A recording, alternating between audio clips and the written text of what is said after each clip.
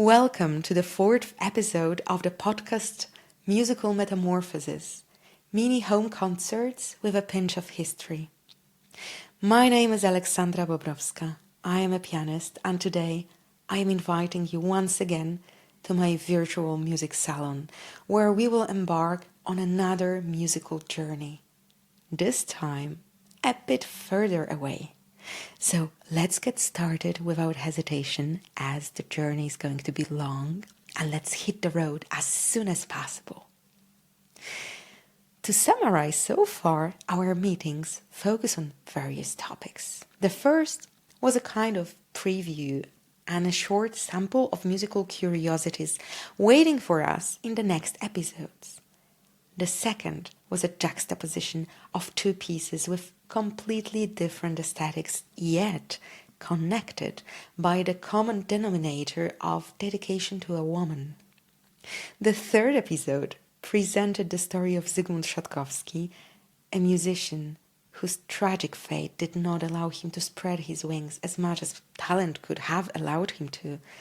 And today, finally, we arrive to a point where I would simply like to take you on a short musical journey, following the trail of a child's imagination and film music.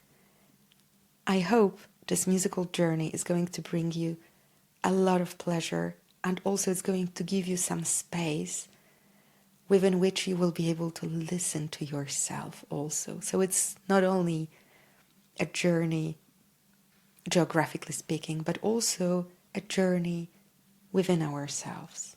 So let's embark on it. We will begin today in Turkey.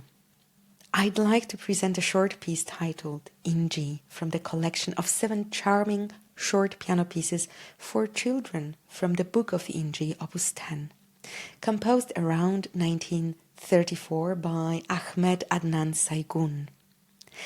İnci is the name of the main character in the cycle, and she's a little girl whose imaginative world is depicted in subsequent installments of the cycle, titled The Playful Kitten, The Story, The Great Puppet, The Joke, The Lullaby, and The Dream. İnci's names literally translate to a pearl. These pieces are a wonderful blend of influences from traditional Turkish music and Western Impressionism. Saygun dedicated them to his teacher, Madame Borel. A moment later, after a magical visit to Turkey and the world of childhood imagination, we will briefly cross the Black Sea to Ukraine, where we will hear a fragment of Mirosław Skoryk's famous melody. This moving, lyrical piece composed for the 1982 Ukrainian film called High Pass became its hallmark and a symbol of Ukrainian cultural identity. It's now performed worldwide as well as a symbol of Ukrainian resistance to the current Russian military aggression. Skoryk was one of the leading composers of contemporary Ukraine. He was also a musicologist and conductor. His style was often characterized by combining folk motifs, particularly from the Carpathians, with modern compositional techniques. He was the creator of symphonic and film music mainly. The melody will take us to the neighboring Moldova, where Julius Iserlis, an outstanding pianist and a fabulous composer, was born in 1888.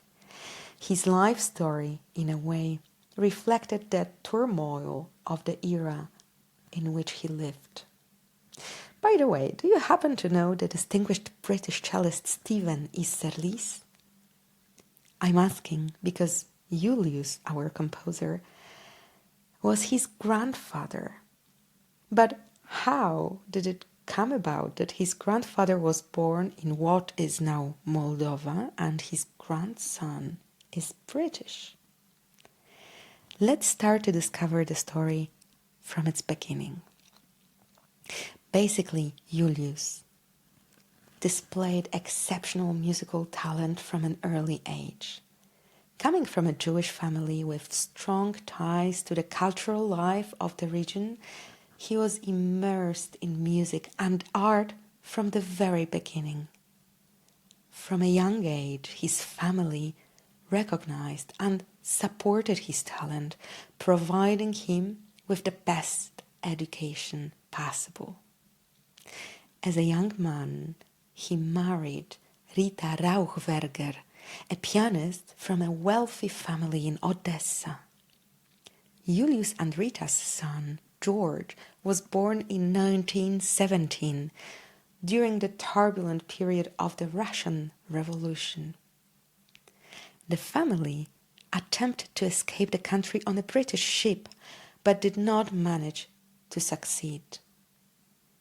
Despite difficult times and a long period of closed borders, Easterlys was chosen by Lenin as one of 12 musicians to promote the newly formed Soviet Union abroad. In 1922, he left Russia to give a concert in Vienna, accompanied by his family. Seizing the opportunity to travel, he decided never to return to his homeland. Incidentally, the other 11 musicians chosen by Lenin did exactly the same thing. None of them returned to the Soviet Union after their first concert abroad. In Vienna, a dynamic cultural center, Easterlys continued his career as a pianist, composer, and teacher.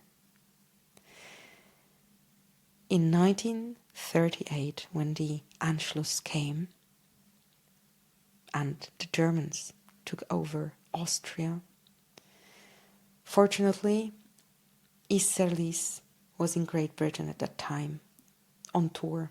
He was giving concerts, and he managed to obtain there a permanent residency. This saved his life. His wife and his son joined him, and the family decided to stay in the British Isles permanently. Today, you will hear 2 works from his cycle called The Memories of Childhood, which Julius Easterlys dedicated to his mother. And the pieces have really touching and beautiful imaginative titles. The first one is called The Lonely Brook in the Forest, and the second one, as far as I can recall, In Autumn. I'm absolutely in love with this gorgeous music. I hope you will love this music as much as I do. And now I invite you to listen to the songs. Let me just remind you that the current series of episodes of Musical Metamorphoses is possible thanks to the support of the National Recovery Plan for Culture Scholarship, which was financed by the European Union.